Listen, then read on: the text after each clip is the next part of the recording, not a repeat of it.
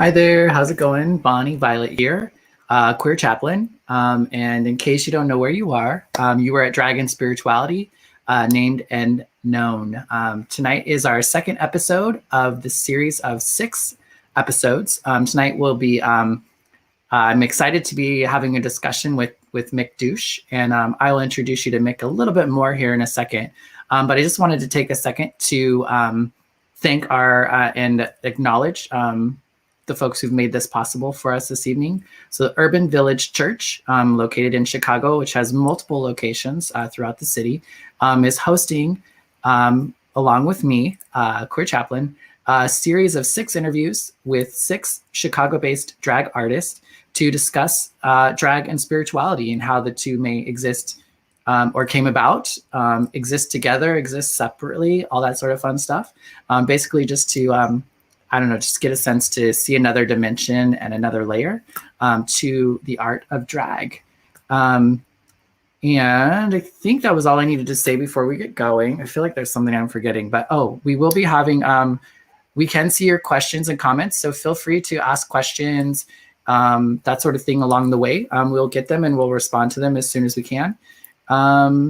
Yes, and this is also like where church meets drag show, so feel free to tip your king. Mick's Venmo is there on the screen, as well as we'll share it more later. But without further ado, I'm going to go ahead and introduce our guest, Mick Douche. Hey, Mick. Hey there. How are you? How's it going? I'm good. Yourself? Good. Sorry, getting myself more on screen for people. I know, right? I'm feeling like I have to adjust too. Right? Every time. Yeah. So yeah, it's going well. Happy Wednesday. Yes. Thanks so much for doing this on our inauguration day. I didn't realize when I scheduled it a few weeks ago that would be tonight. I mean, in the age of COVID, all days are the same, except some are a little bit better. That's true. That's true. Well, thanks so much. I like to just dive right in. And again, I also like to start when you were little. So like, I'm sure you weren't Mick back in the day, but could you tell us a little bit about what it was like growing up as a young person? Sure. When I was a kid, I grew up in northern Minnesota in a mining town, one of the world's largest open pit iron ore mine. Everyone's very proud of that up there. The Grand Canyon of the North. So when I was young, I grew up in a Methodist church, and my mom just kind of volunteered around the church. Vacation Bible School is probably one of my favorite things because that church did some really cool stuff. Like when we were learning about being in the belly of the whale, they made like basically a room into the inside of the whale by hanging up trash bags and then having like fish inside to give it the like sea whale smell. And, Oh, wow. and to this day, that's like my most memorable moment in Vacation Bible School was when I was in the belly of the whale. Wow, that's impressive. Yeah, it was quite the feat, but I'm sure the way I remember it is far more impressive than how it was in person. I'm sure the adults who created it thought kids would never get into it, and quite the opposite happened. Yeah, but growing up there, early childhood was cool. Like elementary school, I was popular. I was part of the popular kid group. Then my family moved to Colorado, and suddenly everything changed because new kids always get bullied. And then when we did move back home the next year, I suddenly didn't want to hang out with the popular kids because I saw what it was like to be on the other side of the situation, and there was no going back. Yeah. So, yeah. And I don't know, it's one of those where I loved it up there. There's a lot of very old world traditions still, eating lutefisk, lefse. I studied Russian for a year, studied Finnish for like 5 years up there. So a lot of things that you can't experience for like Northern European, Scandinavian history that up there. Wow, that sounds really interesting. And it says, so it sounded like you said you enjoyed like Bible vacation, Bible study or Bible school, that sort of thing. I did, yeah. And did that change at some point? Complicated. So my family switched from Methodist to Presbyterian very abruptly. My mom got diagnosed with a brain tumor, and that I hate to say it, a United Methodist pastor felt the need to tell my mom that her brain tumor was due to her sins. Oh, wow. And so we switched churches to the one that was 2 blocks away, because really what's keeping us there, Methodist and Presbyterian in some ways share a lot in common. Mm-hmm. Very similar traditions with mostly administrative differences and how you're saved differences. But otherwise, the two can be interchanged for a lot of stuff. Mm-hmm. And go ahead. Oh, and then I was going to say, and then when I was at the Presbyterian church, the youth group was always a bit tense because I was an outsider coming in. And it was a mixed youth group with also some kids from the Episcopalian church. Mm. It just didn't work out too well because as I progressed through junior high school, like many queer people, I had bullies. They happened to be in my church youth group. So that led to some tension in my church life. So I spent most of junior high and high school church experience hanging out with folks who were 65 to 90, which is a bit different for a teenager. Very, very much different. And so you were, did you know you were queer when you were young, or did you just feel different? Oh, when I was a little kid, I don't think I really even thought about it, because I grew up in a household where my mom and dad raised me to believe that we could do anything. We could be anybody we wanted to be, you know, princesses kill dragons too type of households. And so I didn't really think about it. I knew that I liked boy things. I knew that when I played make-believe, I liked to be the boy characters almost exclusively. And I think the biggest thing that I noticed was when my other friends were having crushes on little boys, I was not. And navigating and now looking back, I can tell that like some of my friendships, I had like those those like school kid crushes on my friends. But at the time, I thought that's just what a normal friendship was between little girls, because you don't think about it as a little kid. Right, right. And then when I was around like 11 or 12, I started questioning sexuality, but I didn't question gender yet because I didn't know that was an option. So it wasn't until I was much older and I got to college that I started thinking about gender as something that wasn't tied to my body parts. Gotcha. And did you ever feel that your sexuality like got in the way of you being at church, other than kind of being teased? Not that that's nothing, but yeah. Well, actually, the bullying had very little to do with me being not straight, which I thought was interesting. It was just like generally kids suck. Right. And I'm like, the few adults who knew that I wasn't straight or suspected were all really cool. So I was very lucky to be in a very supportive church environment where either people liked me and were on my side, or they didn't have the desire, the interest, or the environment to say something negative. And I was very fortunate that despite the kids in the youth group being rough, the youth group leaders themselves were really awesome people and folks who would involve me in activities, even if the kids weren't. Like Lou Ann, who plays guitar and stuff, would do a lot of music things with me. And I still remember there was a funeral for an older person in the church that I knew. And I actually sang at the funeral with a couple of the youth group leaders. So awesome. Yeah, so it's like I was heavily, heavily involved. And at that time, my mom was a single mom, and she was disabled, so she couldn't work much. Our church fortunately had an opening for a visitor to go out and visit the old folks, a little extra money to help pay the bills. And that led to the church sponsoring her to go through a lay pastor program to get ordained in a Presbyterian church. Oh, wow. That's quite a transformation, huh? Yeah. Evolution. Yeah, she was an ultrasound tech who then was a stay-at-home mom, went on disability, worked as a body piercer for a few years for a friend, and then a parish visitor to ordained minister. Fantastic. And then and so after high school, I guess, when did drag come into your life? I was kind of an old one for drag. I would sometimes get cast for male roles in junior high and high school. Maybe even some of the church like pageant productions. I have such a weird foggy memory sometimes of how many church productions there were, since it felt like I was in every single one. but I would sometimes play the male characters, but I didn't really know about drag kings. I knew vaguely about drag queens from hearsay, but that was about it. When I got to undergrad, I saw drag queens on occasion at one of the bars out in Salt Lake City where I lived at the time. And as time progressed, I kind of was interested in it, but I'd never seen a king. I didn't know drag kings were a thing. And then when one of my friends was doing a fundraiser for Transgender Day of Remembrance, I wanted to help contribute to it. But I didn't feel comfortable singing. I didn't feel comfortable doing a lot of performances. So I decided to give drag a chance. And knowing nothing about drag kings, nothing about doing drag, I bound myself down and glued on some of my own hair clippings and called it drag. And did you love it right away?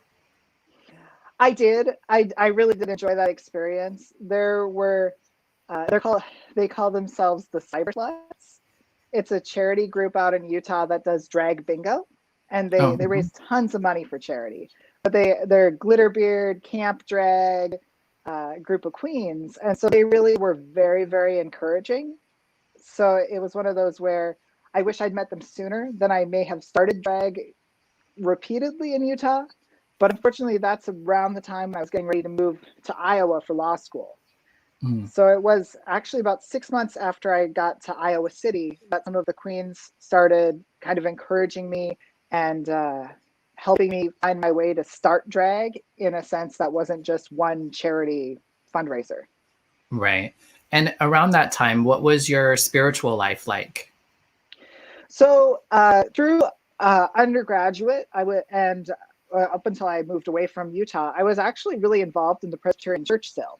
I had been a deacon when I was in high school, and I was involved with the Presbyterian Church out in Utah, and I was an elder out there. Oh, excuse me. And it was a really awesome experience for me at the church. There were moments where a lot of the internal bickering and workings of things just drove me up a wall, because as an elder, there's all that like decision-making power, and with it comes people who won't agree on things as what knives you should buy for the kitchen, and let's waste an hour talking about what knives to buy for the kitchen. And me as a person who was in college and working full-time felt like these were the most ridiculous moments to be having, but there were more important things. But I was very involved out there with that. I was involved with the choir. I liked going to church. But I knew even in high school that I didn't really align with Christianity for my personal beliefs. It started actually around confirmation that I started questioning a lot of what I personally believed, particularly because the church where I grew up in Minnesota has the youth who are going to be confirmed write a statement of faith. And I don't know if that's universal in the Presbyterian Church or not. But for me, the moment of writing a statement of faith and realizing that I didn't feel comfortable professing Jesus as my Lord and Savior was a moment where I'm like, I don't think I'm a Christian. And I never had really probed that idea before. Since for me, the involvement in church, the community was what Christianity was about at that time. I didn't tie it to that higher thought, even despite church services, despite songs. For me, it was purely the supportive community and the good works we did together. Right. And then I guess as I matured and I started to realize that Jesus didn't quite fit my personal beliefs, why I was in, I started, even while I was still a Presbyterian, since the Presbyterian Church is very okay with people exploring faith. And I'm always going to be eternally grateful for that I never had anyone tell me I couldn't ask questions, or I couldn't think about truth with a capital T versus truth with a lowercase t. I started looking at Islam and Judaism first. So I started looking at ones where Jesus wasn't the last step in some ways. And those still, I was just kind of like, yeah, I can't get down with the Old Testament God. So Judaism was kind of out when you can't get down with Old Testament God. And then Islam, it just wasn't fitting, especially with some of the more restrictive like ways of living. I didn't think that those were necessary for me personally to connect with God and my spirituality and to live an ethical life. So I'm like, okay, that's not not going to work either. And I kind of was pulled back toward Taoism toward the end of my time in Utah. Mm-hmm. And a lot of that had to do with remembering when I took martial arts in high school, of all the things.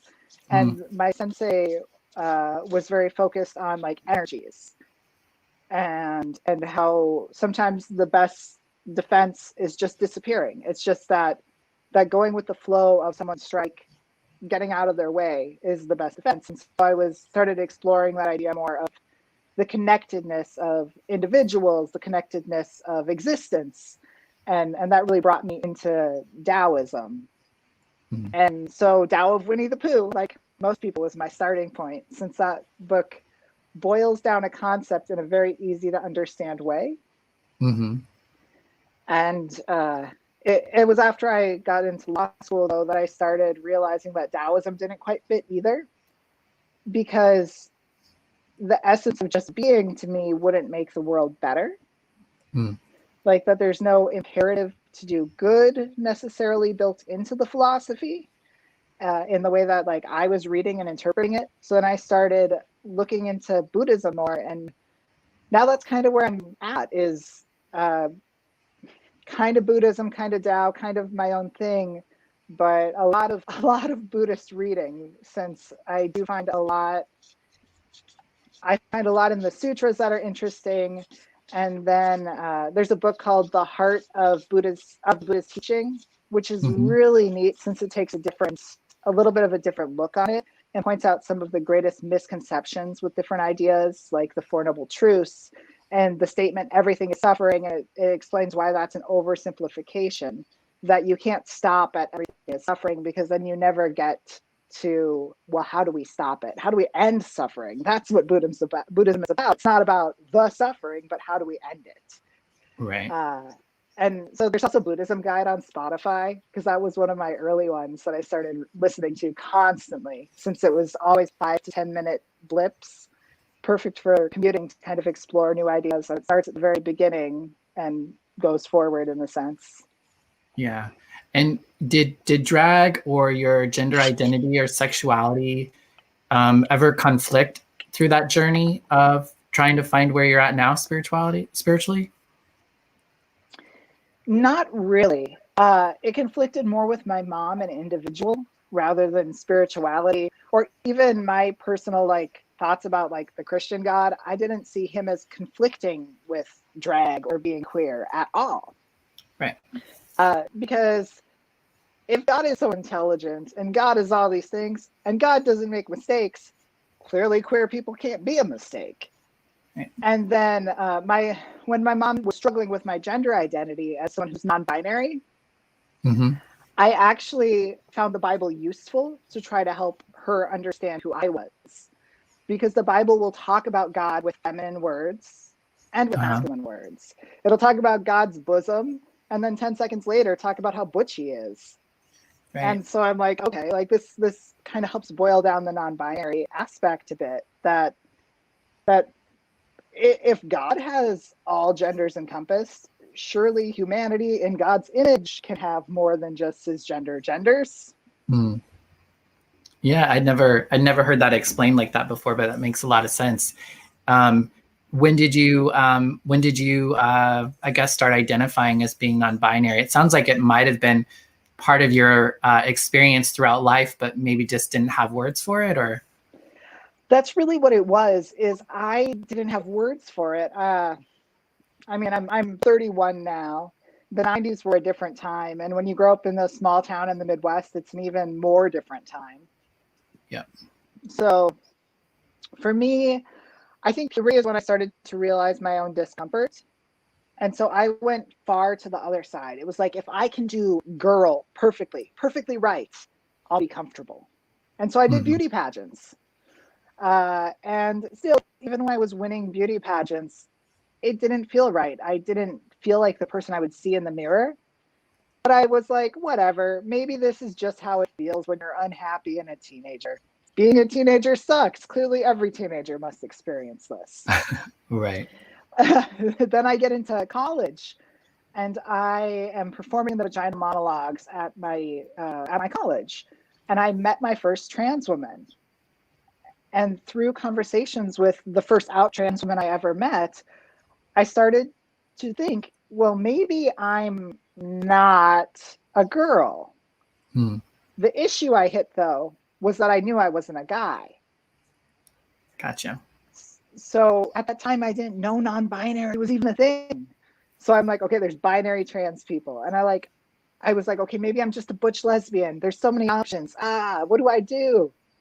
And my friend Dom, she was so patient and dealt with my text messages in the middle of the night as I was stressed and like, what do I do? What do I do now that I know I'm not cis?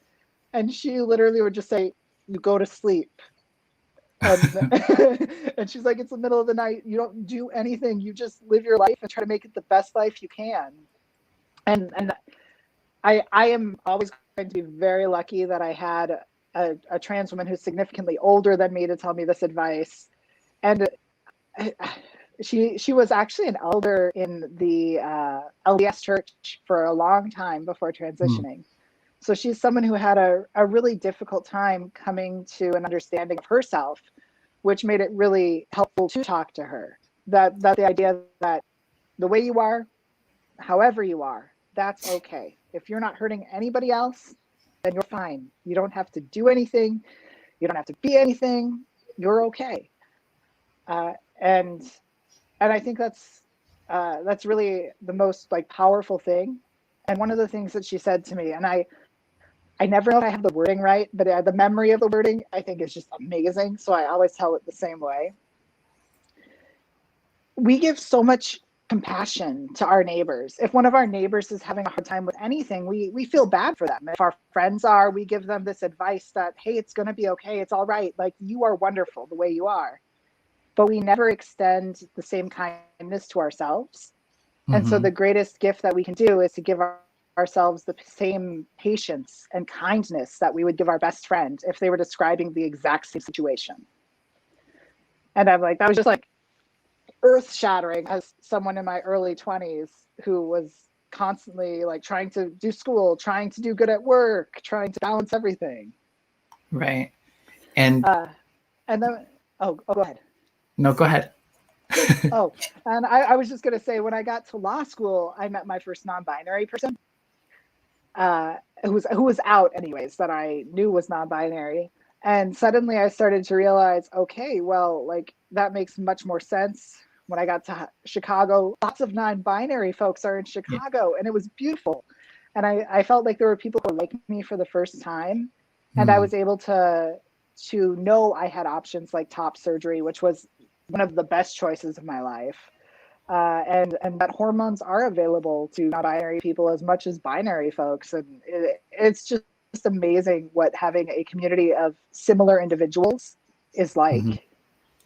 For sure. It's magic to know that there's other people out there like you in some way. I mean, we're all different, but I know I was challenged for a long time. Just, I didn't have the words for what I was experiencing, and I didn't feel like I had permission to really explore parts of myself until I started seeing people who were living in a way that kind of like intrigued me and excited me. And I was like, I think I might be that or that adjacent, or, I was curious. I know for drag was a big part of me opening up around gender and my gender identity. How does drag relate to your gender identity, if at all?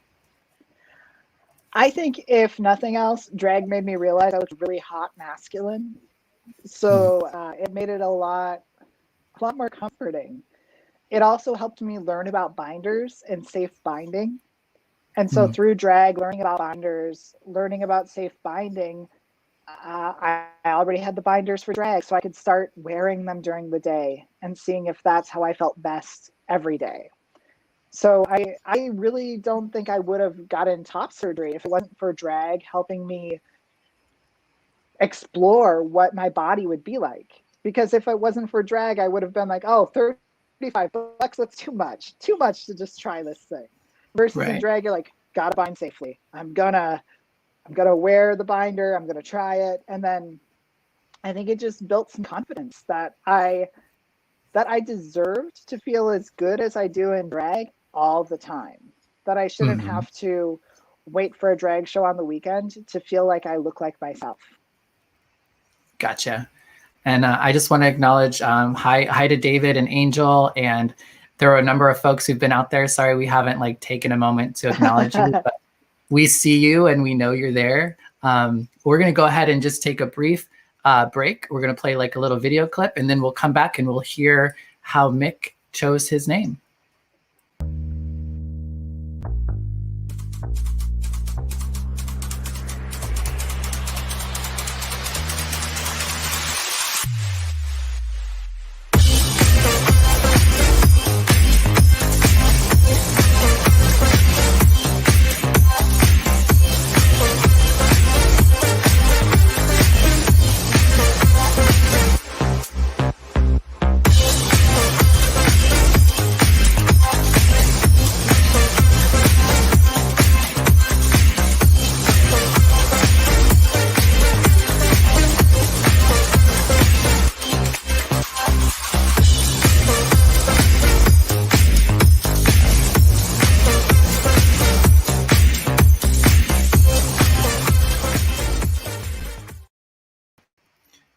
And we're back.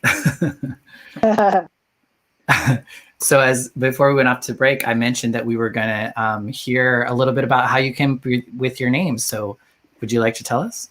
Yeah, it's actually one of those where I couldn't come up with a name. But 2 weeks before the first time I was going to appear on stage, I had yelled at one of my guy friends and I told him he was a total McDouche. And like, frustrated, you're my roommate, why'd you ruin that shirt type stupid roommate fight. And then when I needed a drag name, he was actually the one who suggested McDouche. He goes, why don't you call yourself McDouche? Because who calls people that? And and so that became my drag name. It was one of those where I think over time it did morph. Originally it was like MC douche with an E on the end. And then the first person to ever introduce me at a show told me I was a cute Scottish lad. So then it became N-I-C-K. And then over time I dropped the E. And so it's just kind of stuck. If I could do it again, I'd probably choose a more family-friendly name, since my favorite events are usually working with kids. And so when I do like public library events, they call me just Mick. They're like, our friend Mick, or Mick D, and kids always think it's McDonald's. Gotcha. So it does work okay for kids as long as I take off half the last name. And I, in your bio that you shared with us, you mentioned a little bit about toxic masculinity and how that kind of changed. It's changed with your relationship with Mick. Do you want to talk a little bit about that? Yeah, when I was first performing as Mick, I went into the masculinity that we all think of when we think of men, especially when you're in your 20s, what you associate with what is a guy.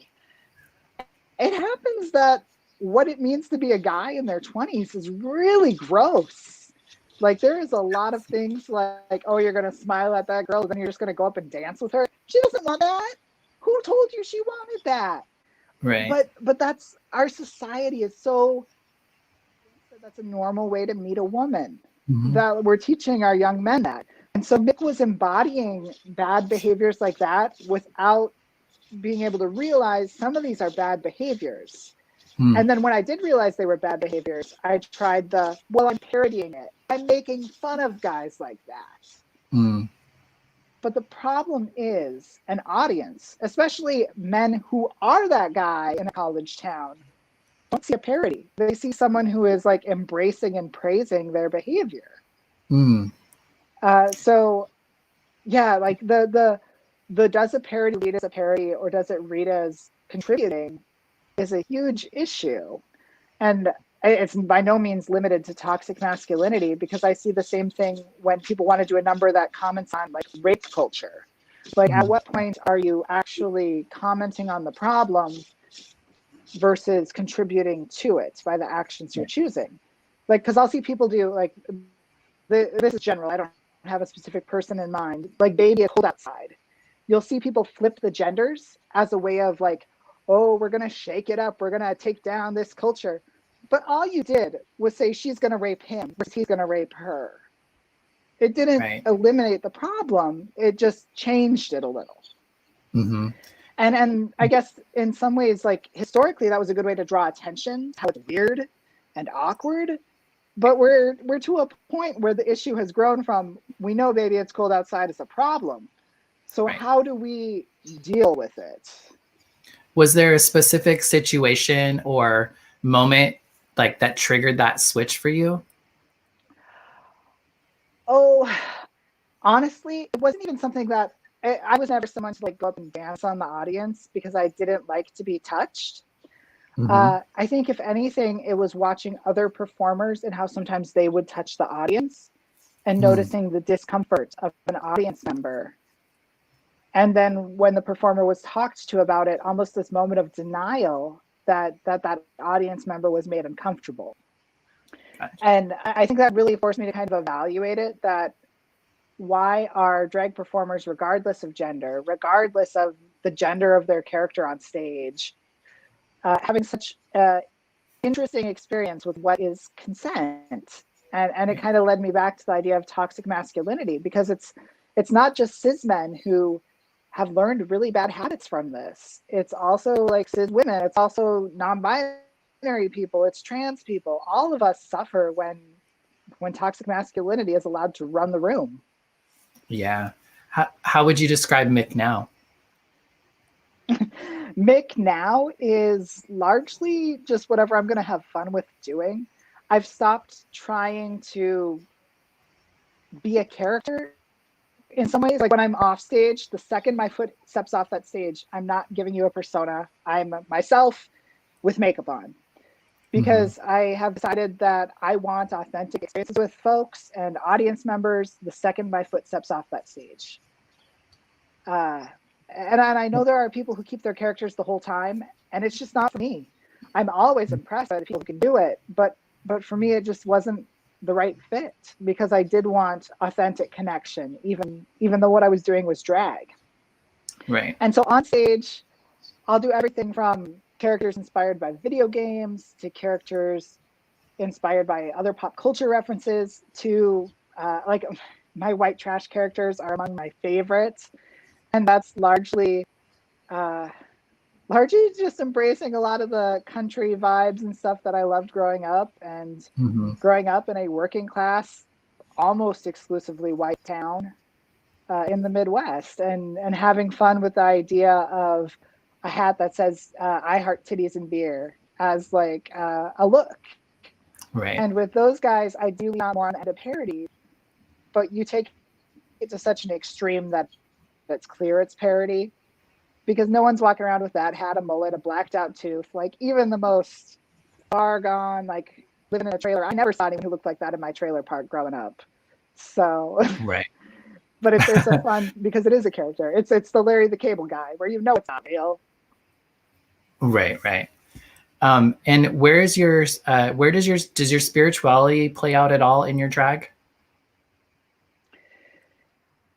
Yes and no. It's kind of interesting, because I have done numbers that have a religious influence.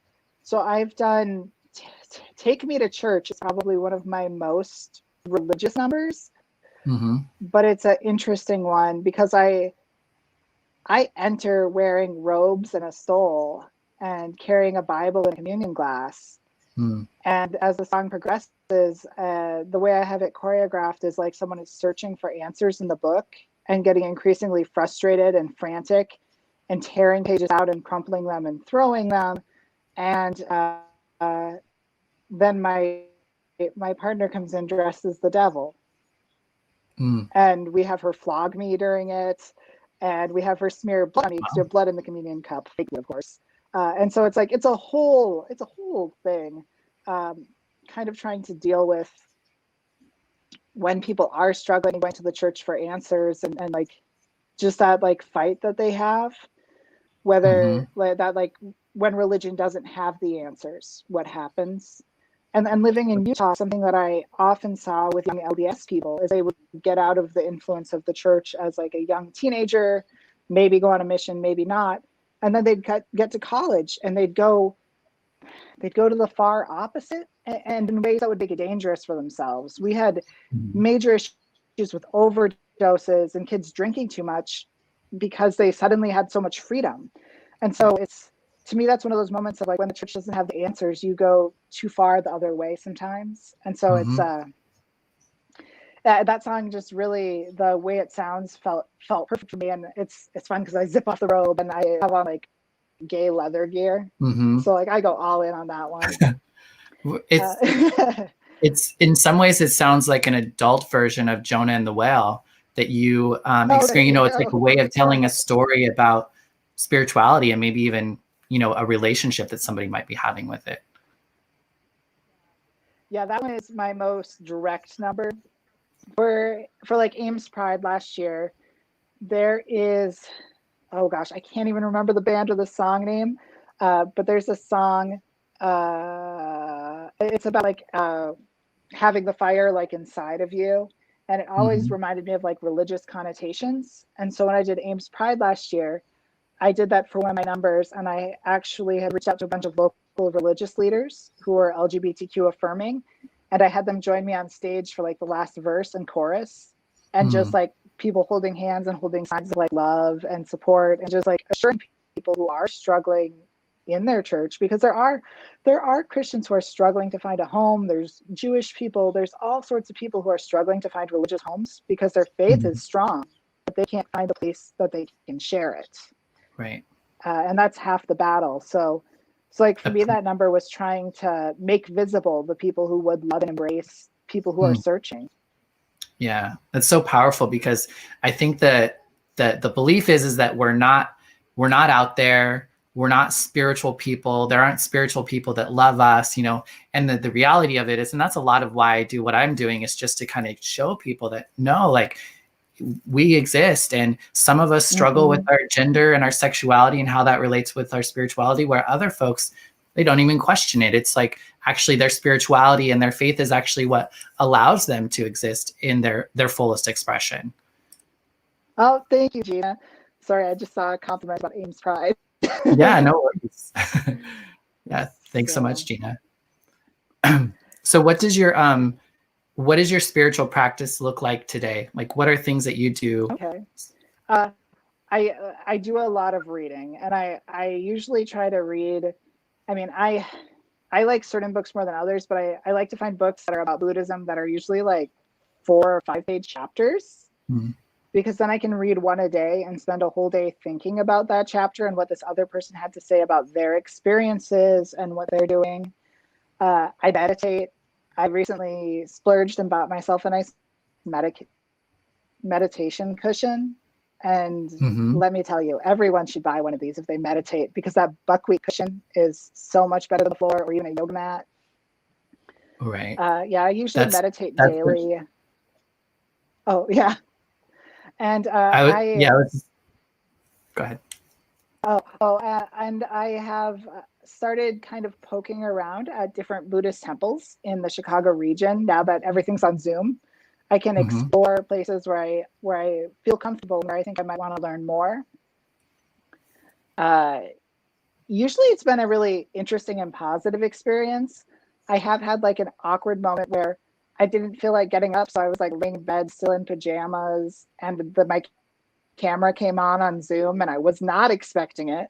And so I feel bad for these people who didn't know me, who see this big clear body in the camera very quickly. And then I turned it off, and then they began their service, and none of it was in English. So I'm like, that's so cool, but also I have no idea what's going on. I don't know what I'm supposed to be doing.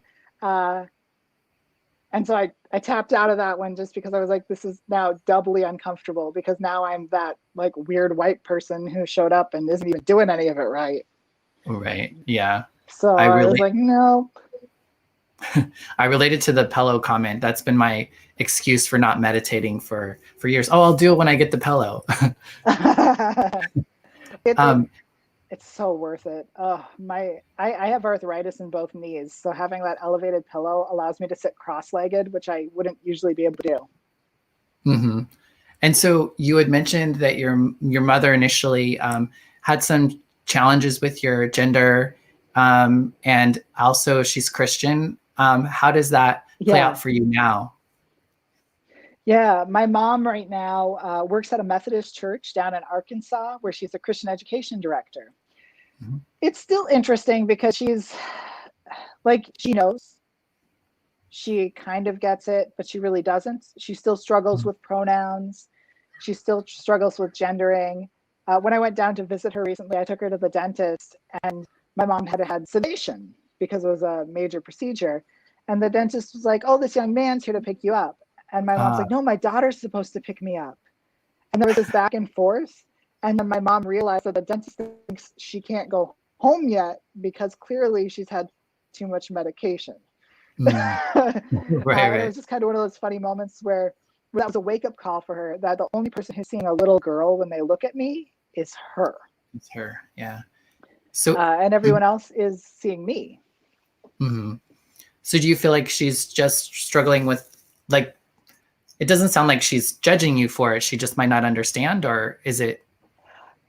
It's that it's not so much a judgment thing. At first, there was a little more judgment to it. Even when I came out as not straight, there was more judgment to it because she had a hard time understanding, and she did that awful thing that some parents do of the "you're just seeking attention."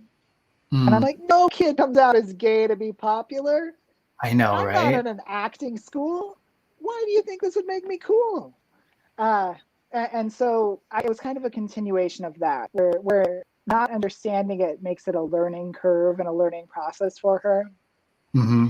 Now she's encountered a young person uh, who actually attends the church she's at now, who doesn't identify as cisgender, Mm, and so that's helping to force her to evaluate things. And I think seeing what this young person is going through with their own right. parents is helping my mom grow more quickly than anything else could have. Because as she sees this youth struggle, she basically decides that she doesn't want to be that mom who's making the youth struggle. Right. I have a podcast with my aunt. She's a conservative Christian. She identifies as a conservative Christian, and she's accepted me as a transgender queer drag queen. But there's been challenges still with us learning one another's language, and Mm-hmm. um, and there's a certain amount of grace that I think we have to afford one another. How has that been for you and your mom? Like, what's that balance? How is it balancing that? Allowing grace, but then also, like, I don't know, like stating your claim, I guess. You know, it's one of those weird ones where I have found indirect ways is my favorite way to bring it up, Mm, because then it doesn't make her feel like I'm, because it's weird. It's always interesting because it feels judgmental when someone stands up for themselves because someone automatically feels like they've done wrong. yeah. And so no matter how nice you try to be like, hey, by the way, you did it again, people can get very defensive sometimes because they feel bad and then they don't know what to do, and then it's just a whole thing. So Yeah. like my partner has talked to her about that, and that was helpful to kind of push things along. But for us, it'll be more dental things. Like we were in DC. I had a work conference in DC, and she decided to tag along. And so my mom and I are in DC. We're out in front of the White House, and there's a Latina woman speaking in Spanish, holding up a sign, and she's talking about transgender rights for transgender Mhm. women. And my mom was like, it'd be so much more effective if she spoke in English. And I'm like, Mom, I don't know if she knows English, and maybe her message isn't for you. And Right. then from that, we were able to build on that conversation to talk about how that woman's sign is, because I know a bunch of languages because I've studied Finnish, German, Russian, Spanish. It's a mess of languages, but we got to have a conversation about what that woman was talking about. Mm, And then that's actually when I told her I had top surgery, because she didn't know I had top surgery because I wasn't willing to put myself through that. So it was like a moment of mm, self-care of I'm doing yeah. this for me. You'll find out when you find out. Yeah. And even with hormones, it's not something that I talked to my mom about in advance, because I knew that I wanted that to be a positive experience for me, because it took so much to get there and to feel like that's safe and okay to do. Right. So she actually didn't find out until I made a Facebook post about how I could finally sing along with Johnny Cash in his Mm. key and sing his part. And I was so excited. I wanted to sing the song Jackson with someone someday for a drag show.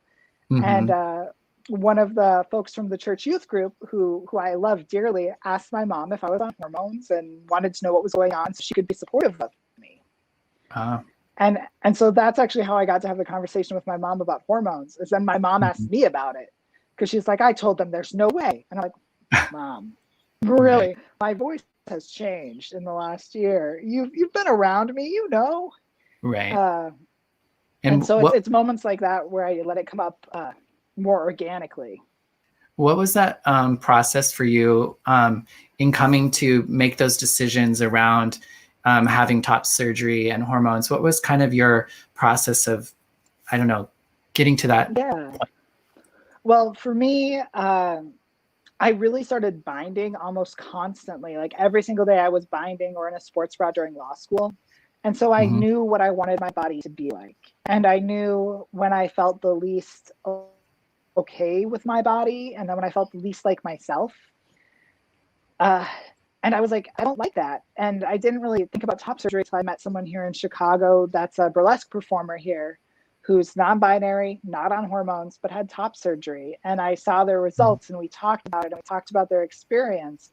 That I was like, wow, I could stop binding every day. My body could stop hurting constantly. Yeah.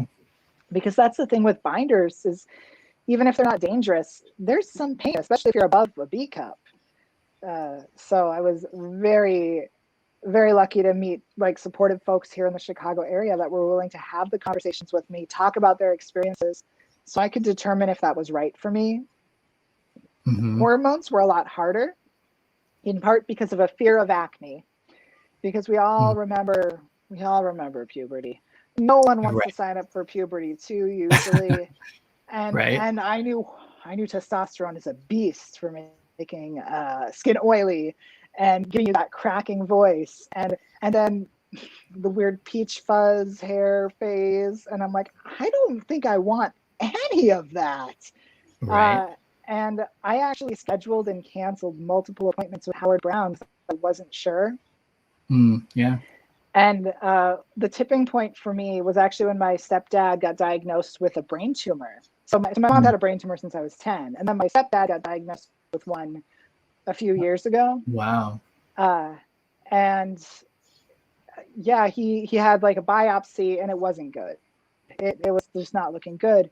And it was like that moment for me was when I was like, okay, he just barely retired, and this is the news he's getting. Like, life is clearly so short, and it doesn't go as we planned. And it just felt like, what's the sense in waiting? Like, at that time I was 29, gonna be 30, and I'm sitting there like, man, if I wait, all that's gonna happen is I'm gonna be 35, I'm gonna be 40, I'm gonna be 45, I'm gonna be 50, and still feel this way about myself. Yeah. Why would I do that when I could spend the most of my life living authentically? I already wasted, wasted isn't the right word, because I didn't feel as confined by gender as some folks might who are in more traditional situations. But it's almost like I spent enough time not feeling 100% present in my body that why would I want to spend any more time not being present and not being in the moment with myself? Yeah. I appreciate you sharing that. I really identified.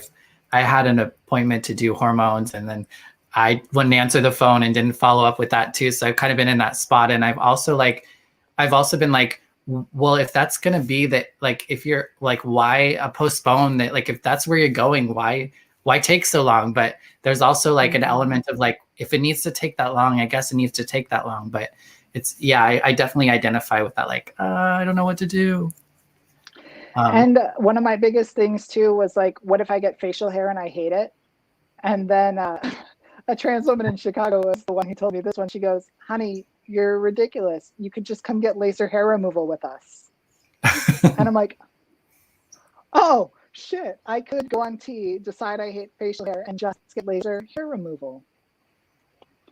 An option I never thought of. Right. Yeah. None of it is that undoable, I guess. But yeah, it's. Did you want? We're running about at the end of time. Was there anything that you wanted to share with the audience before we go? Oh, I don't think I have anything in particular.